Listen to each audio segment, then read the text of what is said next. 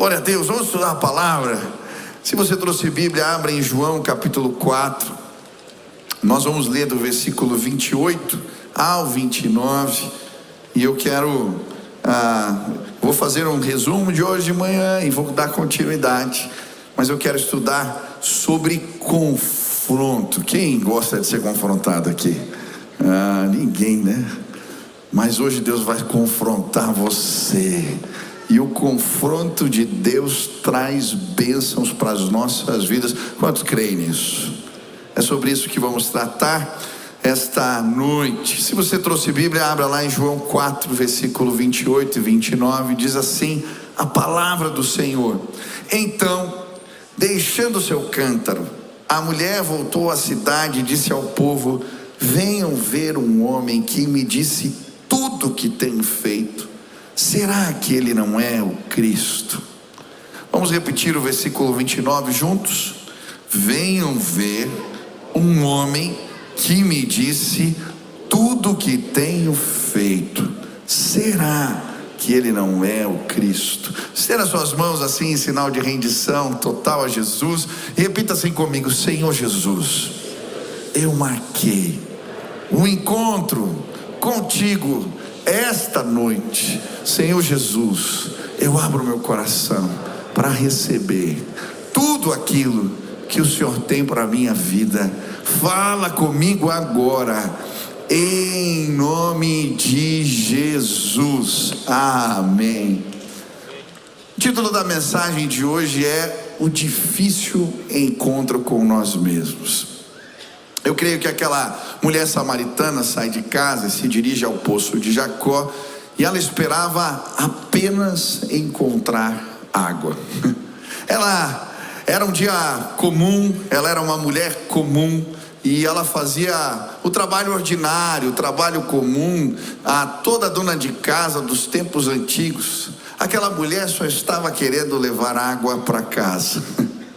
Mas é nesse momento que o imponderável de Deus alcança o ordinário da vida dela.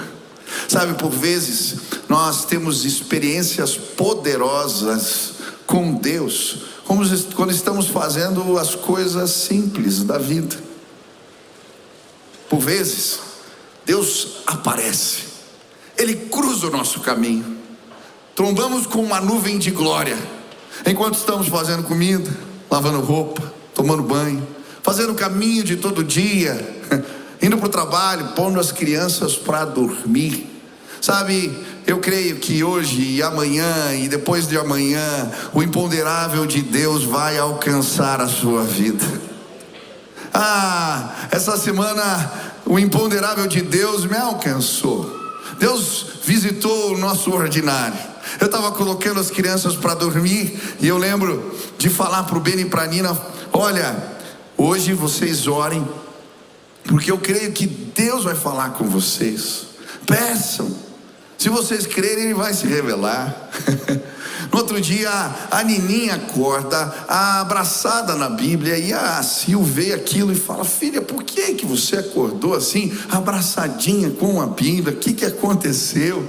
E ela falou: sabe, mamãe, antes de dormir eu fui orar, e eu falei para Jesus que eu estava sentindo que eu era muito pequenininha, muito fraquinha, e pedi para Ele falar comigo. Abri a Bíblia aleatoriamente e caiu. Ela falou: eu abri nesse texto aqui. Abri minha Bíblia, Isaías 41:14. O Senhor diz ao seu povo: você é pequeno e fraquinho, mas não tenha medo, pois o Santo de Israel, eu sou o Santo de Israel, seu Salvador, e o protegerei. Ela disse: Deus falou comigo, mãe. E eu fiquei tão emocionado que eu comecei a chorar. Eu abracei a Bíblia e eu dormi abraçadinha com Jesus. Ele falou comigo. Uma salva de palmas, coisa linda. O imponderável de Deus vai tocar a sua vida essa semana. Você crê nisso? Quando estiver fazendo comida, indo para casa, pondo as crianças para dormir, a glória de Deus vai se manifestar. Era um dia comum para aquela mulher.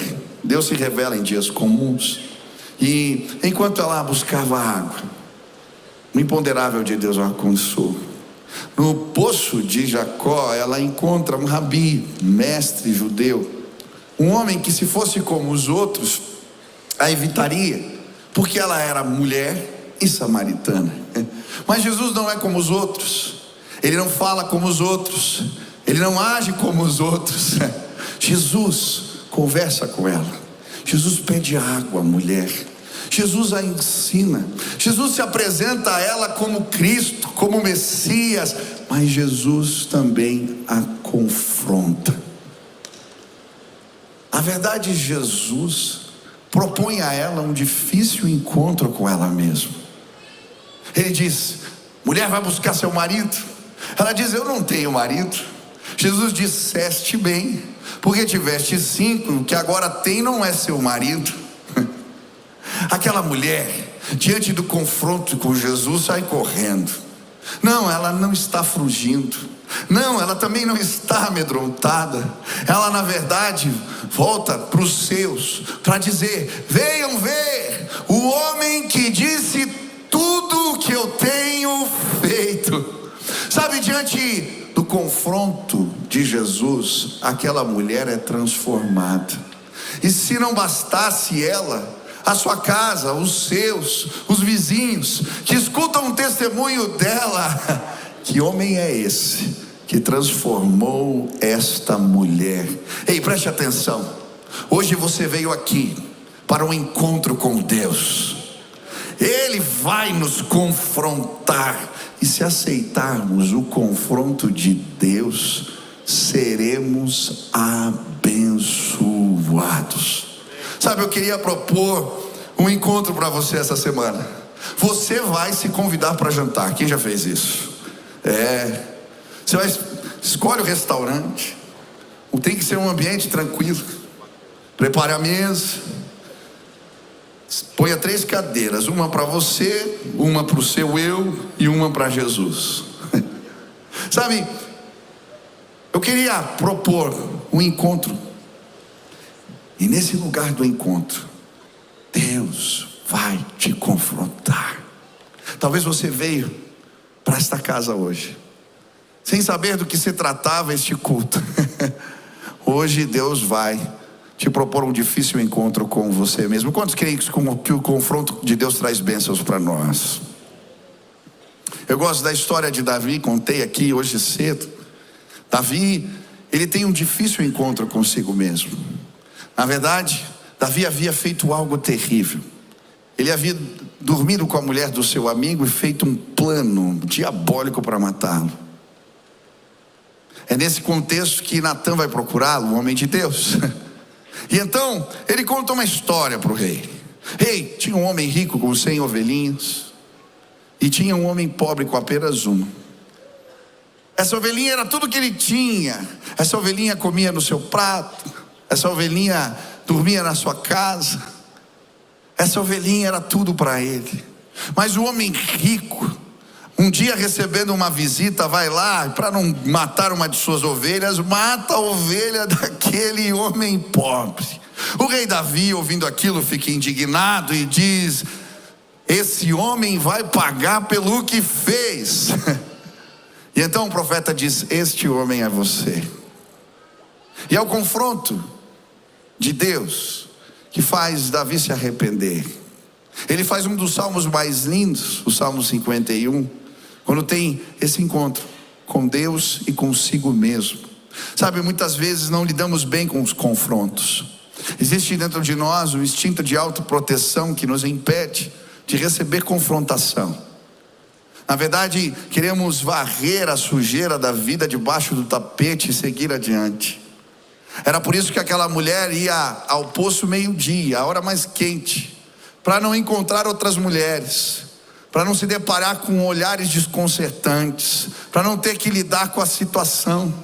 Uma vida e uma rotina construída para evitar a sua própria história. Sabe, às vezes nós fazemos isso, nós seguimos em frente, nós fazemos de conta que não aconteceu, nós varremos a sujeira para debaixo do tapete e minimizamos, e não deixamos Deus nos tratar. Também eu creio que muitas vezes não aceitamos o confronto de Deus por causa do nosso orgulho.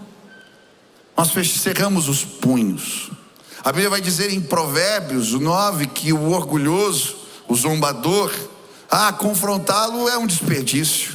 O que você vai encontrar é, na verdade, insulto e ódio.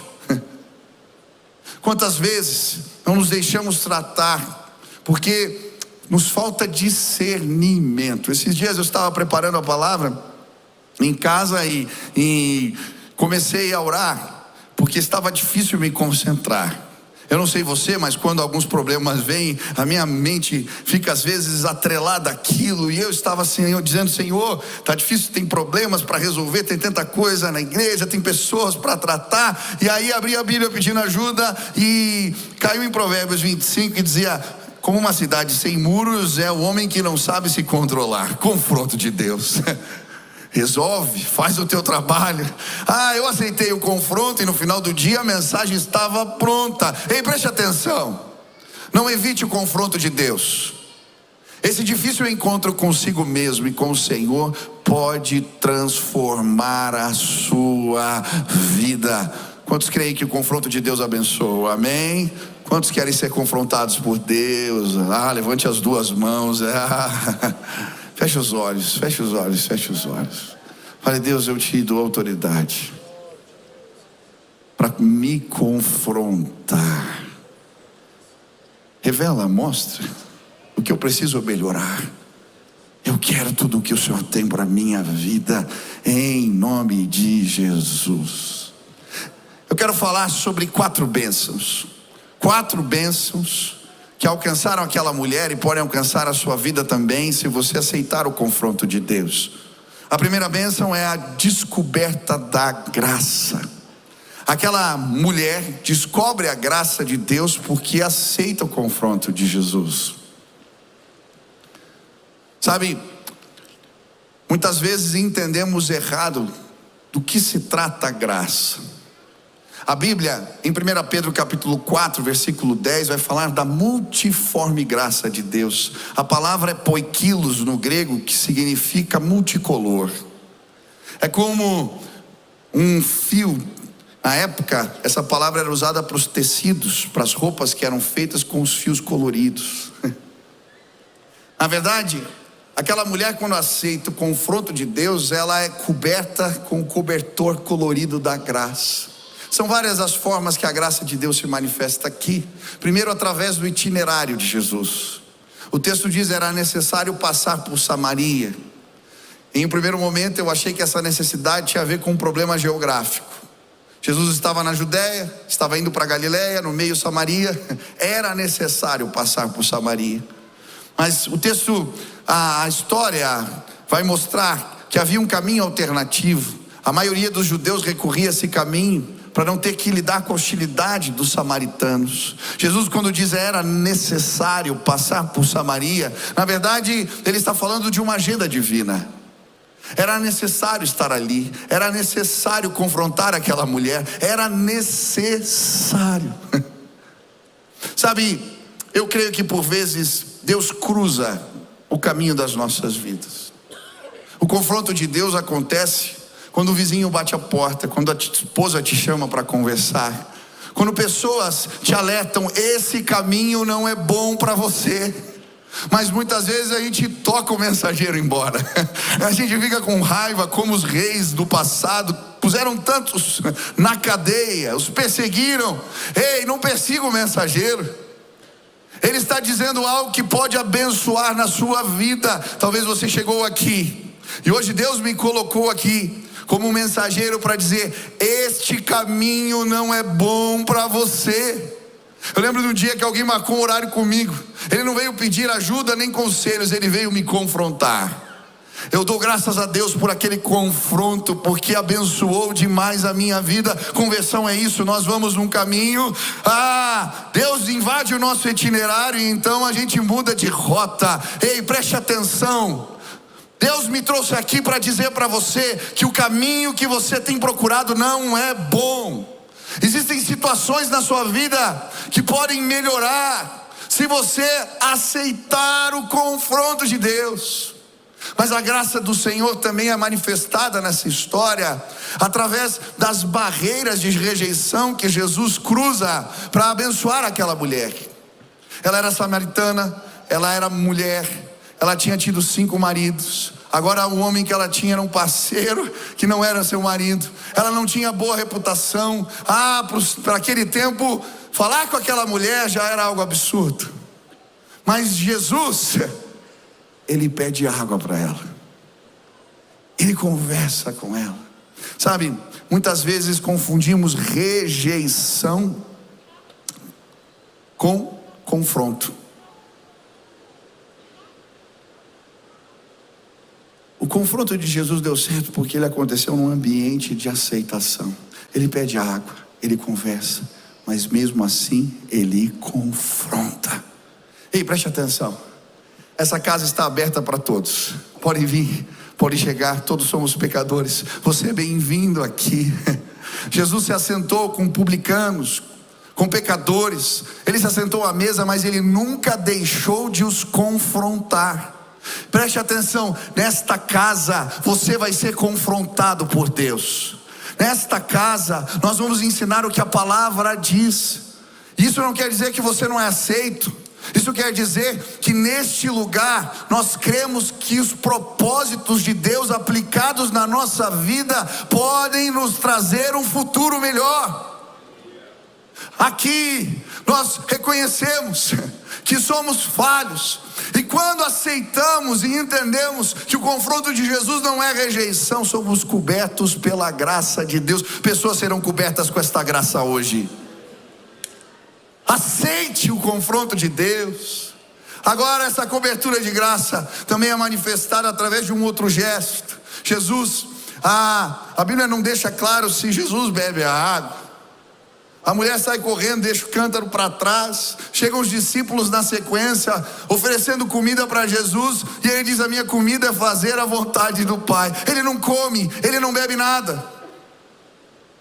Preste atenção, Jesus não estava retribuindo a gentileza daquela mulher, por isso lhe deu a graça da salvação. Não. Não há nada que possamos fazer para receber esta cobertura maravilhosa. Não há nada que eu e você possamos fazer para merecer. Não há gesto amável, não há bondade, não há favor para o próximo que nos torne sim dignos de termos comunhão com Deus. Não há.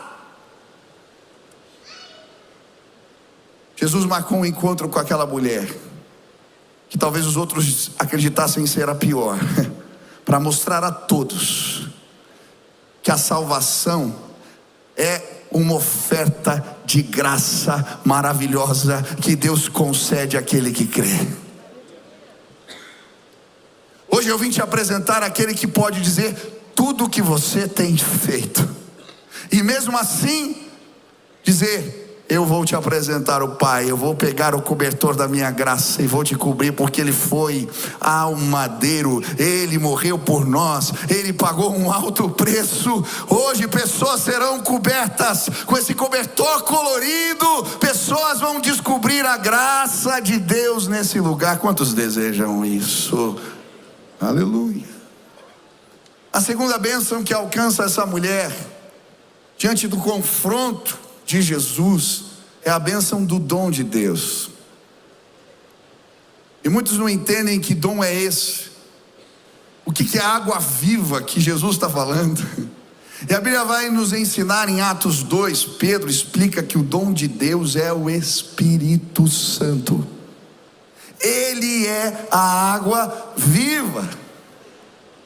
E sabe, quando entendemos do que se trata o Evangelho, nós aceitamos o confronto de Deus. Por quê? Ele é diferente dos outros. É muito fácil apontar o erro de alguém. Eu não sei aqui quantos são casados, levante as mãos. A sua mulher nunca apontou os seus erros. Você casou ontem, eu acho que foi.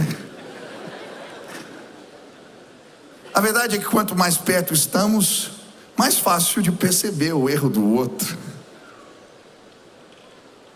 Mas muitas vezes o confronto ele não produz efeitos porque nós não dizemos qual é o caminho para mudar. É muito fácil criticar, mas como é que eu melhoro? Essa é a grande questão. O confronto de Jesus, ele não é vazio, ele vem acompanhado do dom de Deus. Ele não apenas critica, ele não apenas aponta o erro, ele nos deu o Espírito Santo. E aí, quando o Espírito Santo chega, ele está explicando à mulher: aquele que beber dessa água não vai ter sede jamais, porque o Espírito Santo nos sacia plenamente. Aquela mulher estava procurando satisfação em relacionamentos. O vazio que existia dentro dela não podia ser sanado. E então ela se envolve com um homem, com outro, com outro, com mais outro, com mais outro, com mais um.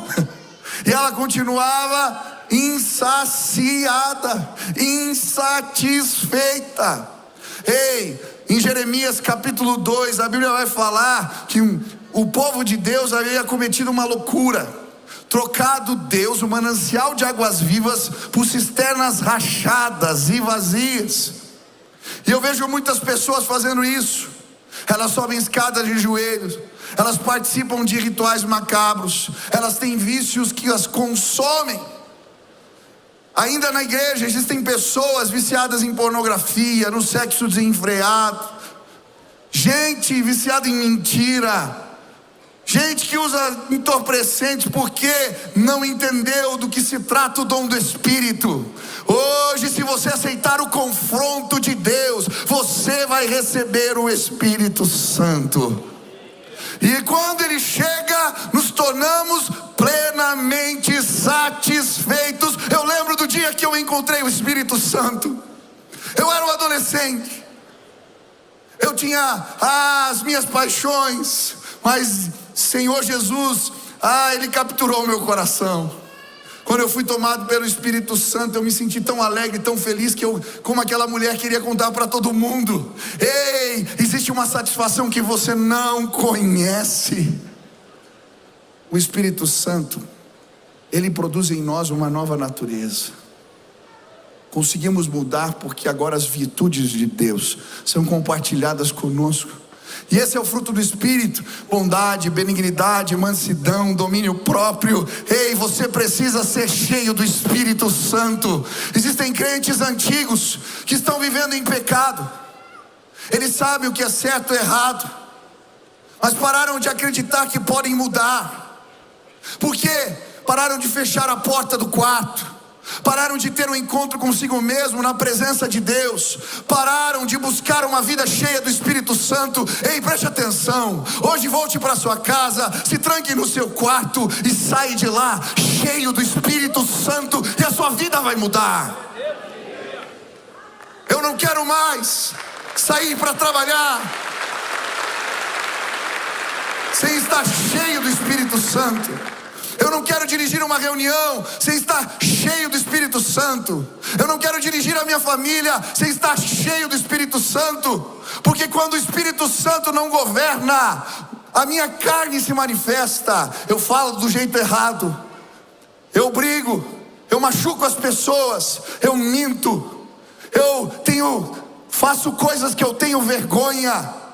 Esta igreja vai ser lavada pelo sangue do Cordeiro.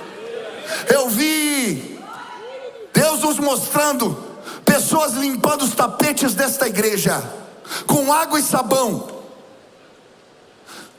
Os pecados nossos serão lavados pelo sangue do Cordeiro, e nós vamos nos levantar, nós vamos fechar a porta do quarto, ir para o lugar da oração, e Cristo vai aparecer em nós, as suas virtudes, a sua bondade, o seu favor. Não resista ao confronto de Deus. Eu creio no avivamento. Quantos querem viver um grande despertamento espiritual? Quantos querem de verdade? Se você quer mesmo, olhe para mim, você quer de verdade isso? Quantos nessa casa desejam isso? Então levantem as mãos e clamem comigo: Espírito Santo, enche esta casa. Espírito Santo, enche a minha vida. Espírito Santo, me incomoda. Espírito Santo, me torna um inconformado. Espírito Santo, me constrange agora. Espírito Santo, me envolve com o teu poder. E recebereis poder ao descer sobre vós o Espírito Santo. É Ele quem nos autoriza. Hoje, como uma bomba, um dinamite, o dunamis de Deus vai quebrar cadeias neste lugar. Crentes cativos na pornografia, crentes cativos em pensamentos nocivos, crentes cativos serão libertos, porque hoje Jesus propôs um encontro. Você vai encontrar a graça, mas o dom do Espírito que muda tudo em nossas vidas. Eu quero pregar cheio do Espírito Santo. Eu quero fazer um ministério cheio do Espírito Santo. Eu quero andar cheio do Espírito Santo. Eu quero encontrar você e ver nos teus olhos que você encontrou a graça de Deus. Porque se eu não ver isso aqui, não faz sentido o meu trabalho neste lugar. O que está acontecendo com a gente? O que está acontecendo comigo, com você? Eu quero a água da vida. Terceira bênção que essa mulher encontra: a adoração verdadeira. Enquanto eles estão conversando, a mulher começa a trazer suas dúvidas teológicas. Mestre, qual é o lugar certo de adorar? Vocês dizem que é em Jerusalém. Nós dizemos, os nossos pais dizem que é em Gerezim, esse monte. Sabe,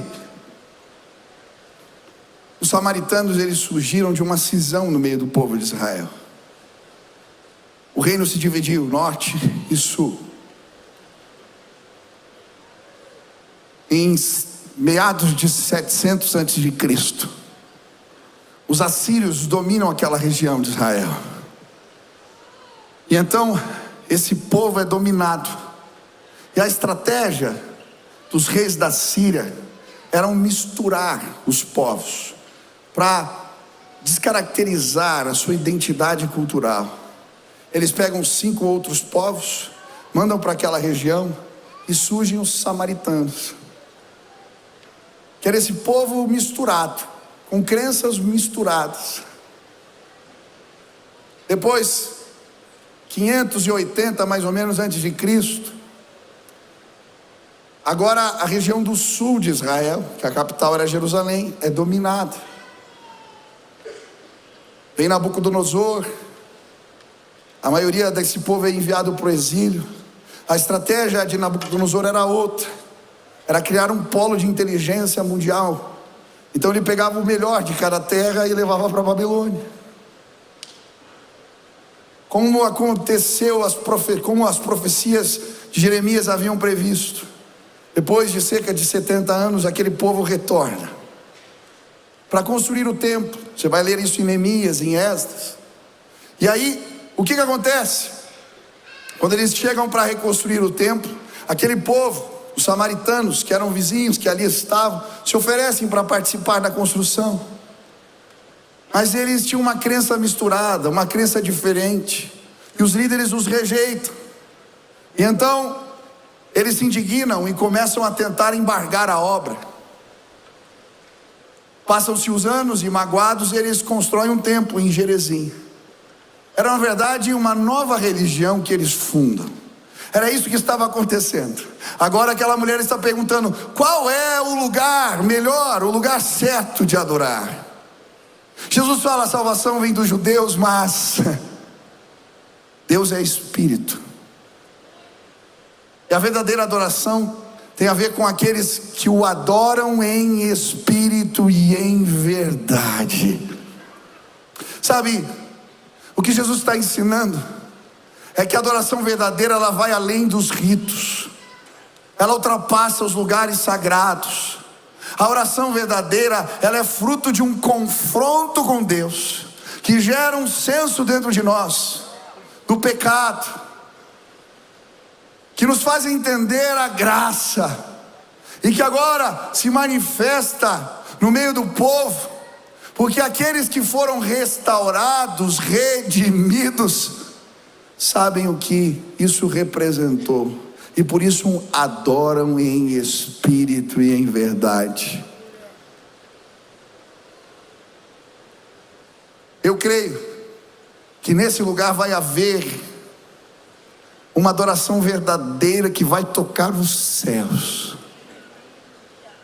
porque nesse lugar nós vamos abandonar as aparências, vamos confessar os nossos pecados, vamos aceitar o confronto de Deus, e aí, aonde superabundou o pecado, a graça de Deus vai ser revelada. Eu não sei se você está entendendo o que eu estou falando. Quantos querem ter uma conexão especial com Deus? Confesse os seus pecados, aceite o confronto de Deus, e você vai se tornar um verdadeiro adorador. Eu estou vendo aqui o pastor Budal, eu nunca me esqueço, uns anos atrás, acho que minha sogra me convidou para falar num culto no presídio. Eu lembro que o Budal foi junto comigo, e nós começamos a ministrar aquelas mulheres. Ali todo mundo tem a dimensão de que é pecador, todo mundo entende a sua condição, e aqueles que entregaram a vida para Jesus entendem o que é a graça de Deus. Nós começamos os louvores, o Budal pegou o violão e começou a tocar uma música que eles tocavam bastante lá: remove a minha pedra, me chama pelo nome, muda a minha história. Aquelas mulheres começaram a cantar tão alto, tão alto, tão alto. Na verdade, aquilo era quase como um grito de esperança. Eu lembro que o Budal chegou uma hora, colocou o violão do lado e nós ficamos só contemplando. Muitas vezes eu não encontro a verdadeira adoração nos nossos cultos, mas eu a encontrei num presídio.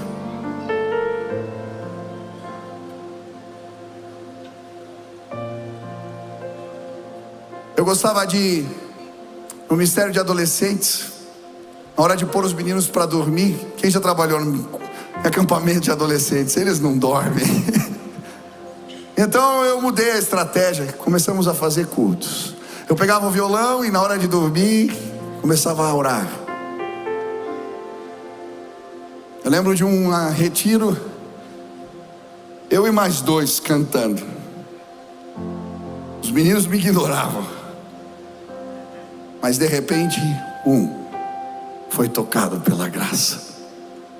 Ele estava de cueca dormindo. Ele desceu a beliche e ele se ajoelhou, ele levantou as mãos, ele começou a gritar: Jesus, tem misericórdia de mim, tem misericórdia de mim. E ele começou a confessar os seus pecados. Estava envolvido com orgias, estava fazendo coisas horríveis. Eu lembro que eu fui abraçá-lo,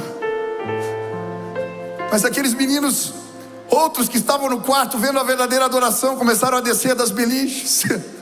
E daqui a pouco tinha uma multidão de cueca, de chinelo, chorando. Eram 3 horas da manhã. O líder do acampamento ouviu o barulho e foi lá ver o que estava acontecendo. Ele abriu a porta, viu todo mundo chorando e falou: fica aí.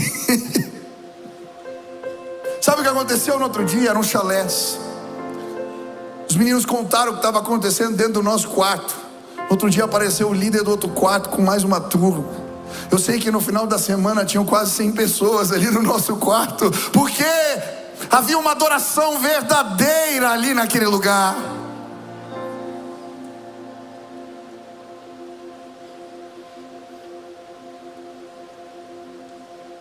a quarta bênção.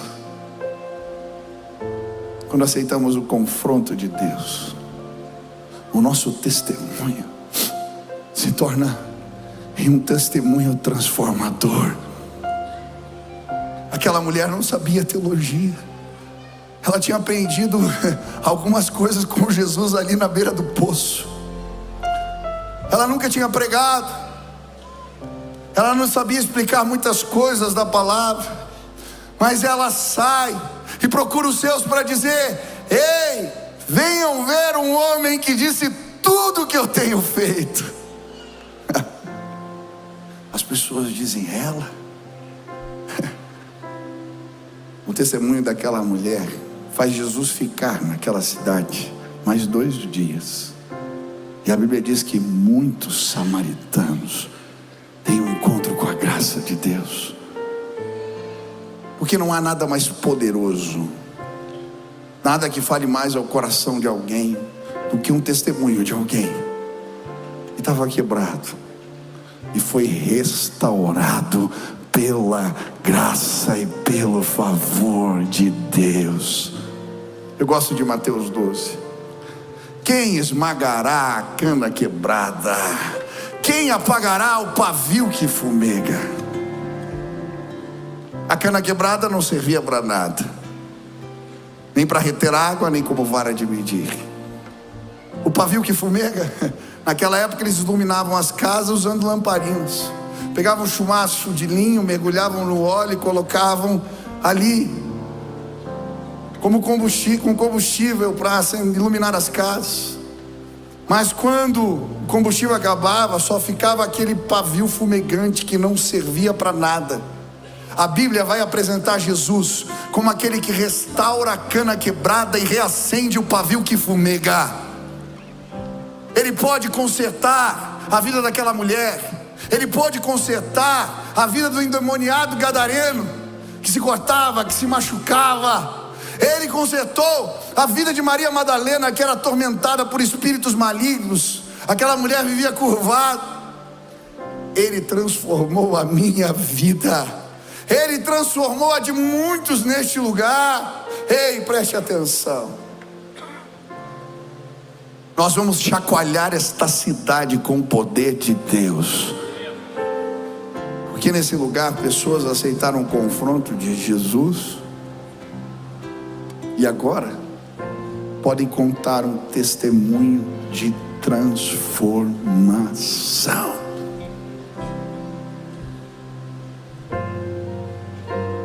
Hoje eu queria propor um encontro. Você com Jesus. A mesa está posta. Mas sabe, ao mostrar os seus pecados, Jesus também trouxe para você uma coberta colorida da sua graça. Ao apontar os seus pecados, Ele trouxe a água da vida, o Espírito Santo. Mas não apenas isso. Hoje incenso Deus vai fazer chegar aos céus. A adoração verdadeira vai fluir de corações que foram sim tocados pela graça. Eu creio. Deus vai ungir pessoas com o seu óleo, porque vamos pregar às nações, vamos contar para os outros o que Ele tem feito. Não resista ao confronto de Deus. Ele vai transformar completamente a sua vida.